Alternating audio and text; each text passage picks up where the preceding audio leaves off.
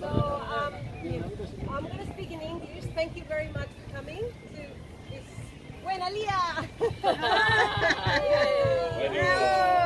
Thank you all for coming. And it's great. This is just our little humble voice here in Little Hobart, just for the whole world to hear us. So Jenny will just prepare us. So first we'd like to give an acknowledgement of country.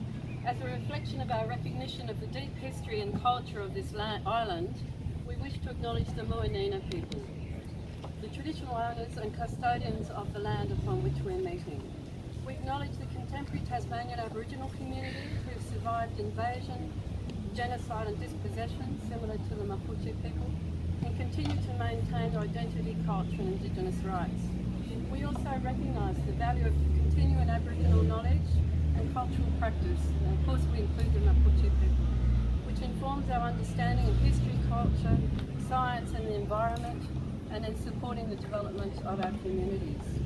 We also acknowledge elders, present, past and future and emerging elders.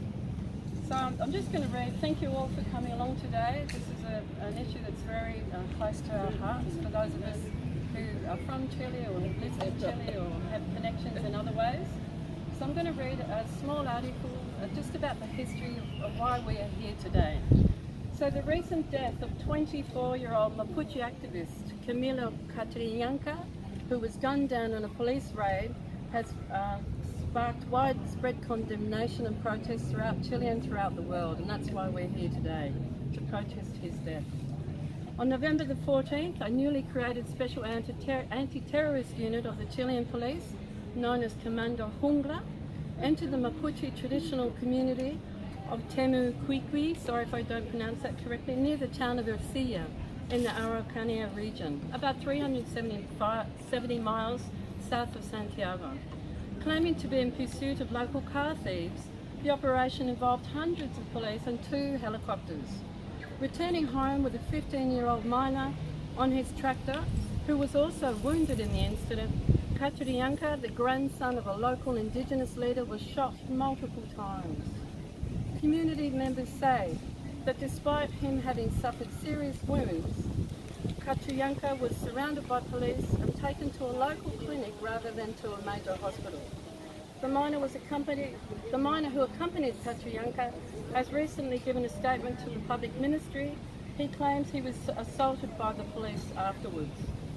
Quick to back the police special forces version of events that claimed Catrillanca was killed in a crossfire, Interior Minister Andres Chadwick spoke to the press in a series of bungled press conferences. For days, Chadwick even went as far as to suggest that Catrillanca had a criminal record, cynically implying his death was warranted. But the government's versions of events drew much ridicule when it was proven that he had no previous convictions. Comando Jungla, according to Bloomberg, has been trained in Colombia and the United States and equipped with bulletproof jackets, drones and high-tech communication systems. As a result, the official government's version of events was further discredited when police could produce no video footage of their operation. But eventually, Second Sergeant Raul Avila Morales declared he had video footage of the incident on his GoPro camera, but destroyed it as the memory card had private images on it, honestly.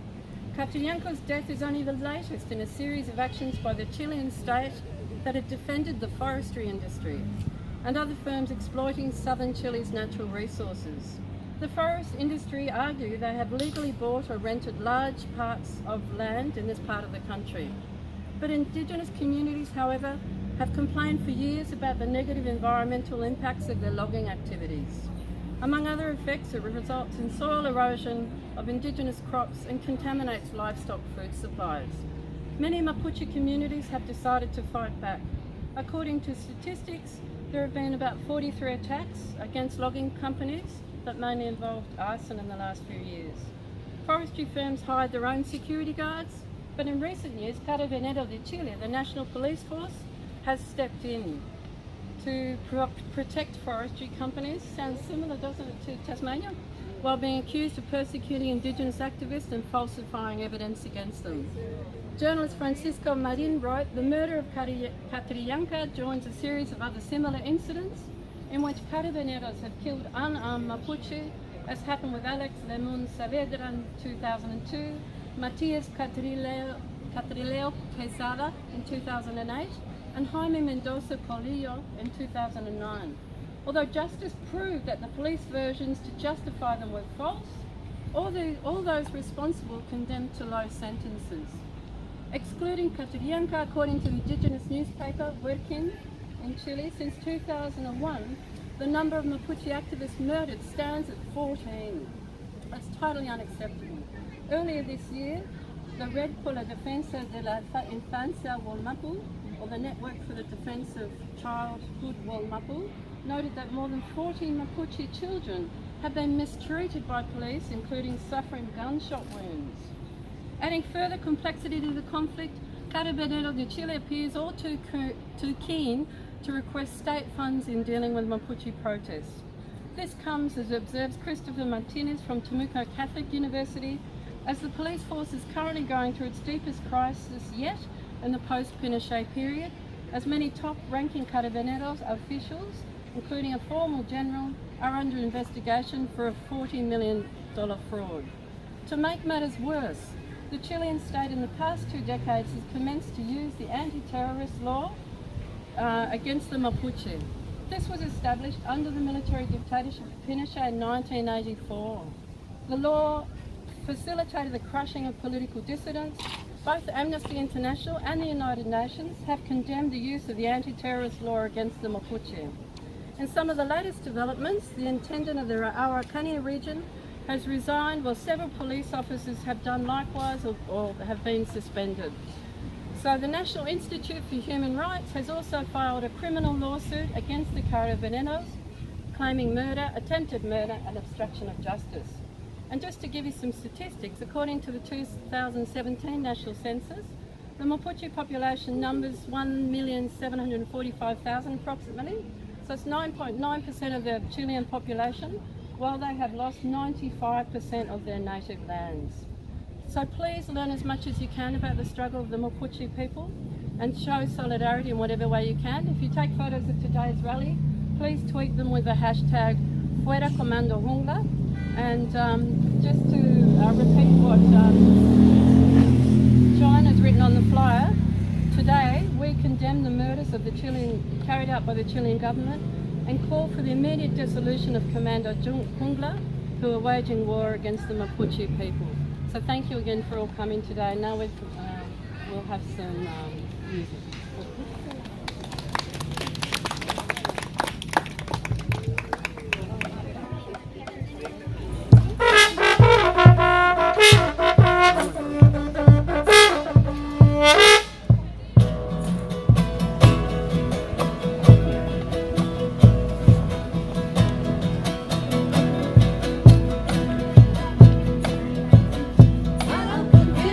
Pena que no puedo callar.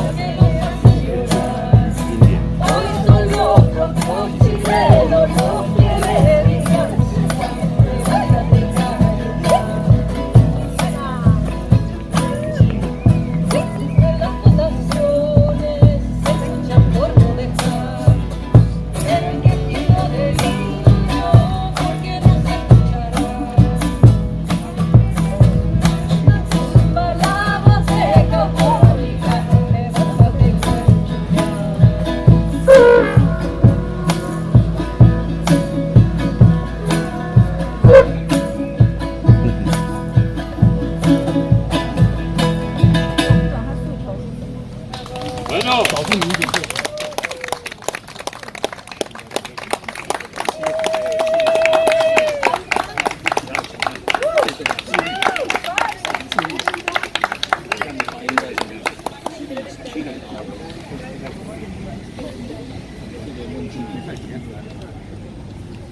Thank you for being here. We probably would like to actually all be squats so that we can take images, because the important thing, we know that, small and beautiful protests, can only be spread around through social media, and we hope that we can be spread through that movement. So if we can all sort of get around and take a good photo, angry photo. We can hold on this banner maybe, and then a photo from here. Is that best? Yeah, maybe we have to move that banner.